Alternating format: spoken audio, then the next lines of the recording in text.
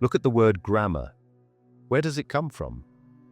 Grimoire, that's a book of magic spells. The structure of language, grammar, was originally understood as a magical system. Then there's cursive writing. We call it cursive because it creates curses. And spelling, you're casting spells. This isn't hidden. It's right there in plain sight. They just trained you to laugh it off as coincidence. But here's where it gets disturbing. In 1946, something vanished from American schools. Not prayer, not paddling. Etymology, the study of where words come from and what they actually mean. And the moment they removed it, you lost the ability to see the trap. Because when you understand what words really mean at their root, you start noticing that almost every word you use was designed to program you into accepting limitations you never agreed to. Let me prove it to you right now. There's a reason they stopped teaching etymology in 1946. Before that, every kid learned to decode words, to understand the hidden programs inside language. Then it stopped. Everywhere. All at once. They replaced it with memorization and standardized tests. Why? Because if you knew that understand literally means to stand under, to submit, you might stop saying I understand in every agreement. If you knew government breaks genes to govern, meaning control, and ment, meaning mind, you might start questioning authority differently. They gave you a corrupted vocabulary and told you words don't matter. But words are spells, and they've been casting them over you your entire life. Listen, I know how that sounds. I know you're probably thinking, okay, this is going to be some weird metaphor thing. But stay with me, because what I'm about to show you isn't a metaphor at all. It's physics, it's biology, and they've systematically hidden it from you because once you understand that your words aren't describing reality, they're creating it, you become ungovernable. Here's the truth nobody's telling you. You've been doing the work, right? Like positive thinking. This means you're not lazy, and you're definitely not missing some secret ingredient. But here's what's happening.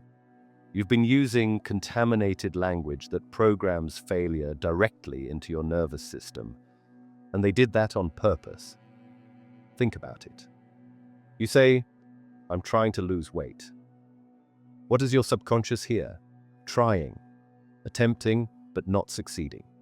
It means effort without result. You say, I want to be successful. Your body hears want, lack, desire, the state of not having.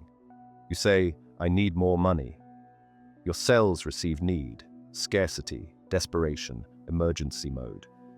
Every single one of those statements is a spell, and you just cast limitation into your reality without even knowing it. Now here's what they don't want you to know. The elite study etymology like their lives depend on it. They teach their children Latin, Greek, Sanskrit, Hebrew, these ancient languages that are basically frequency codes.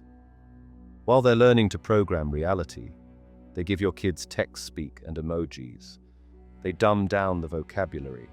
They remove etymology from schools. And they tell you the biggest lie ever told. Sticks and stones may break my bones, but words will never hurt me. That's not protection. That's programming you to dismiss the most powerful force in your reality. Words aren't neutral. I need you to understand this.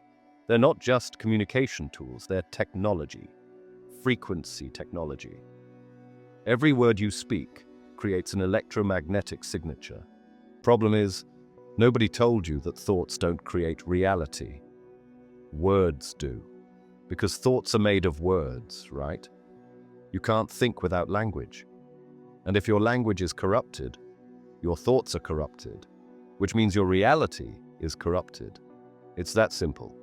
And get this, spelling and casting spells aren't coincidence. But once you decode even 5 words, you can't unsee it. Mortgage. Mort means death, like mortal mortuary. Gauge means pledge, like engage. A binding agreement. Mortgage equals death pledge. You're signing a death pledge, and they call it that right to your face. Pharmacy comes from pharmakia, sorcery, witchcraft. Government equals govern, control, plus meant mind, mind control. They're telling you exactly what they're doing, and you're agreeing because nobody taught you to read the code. So here's what changes once you understand this. Once you get that language is literal, reality programming technology, you gain complete linguistic sovereignty. You stop speaking unconsciously. You stop signing invisible contracts. You stop casting limitation spells over your own life. You reclaim the creative power they've deliberately hidden from you. This isn't about positive thinking. Positive thinking is surface level.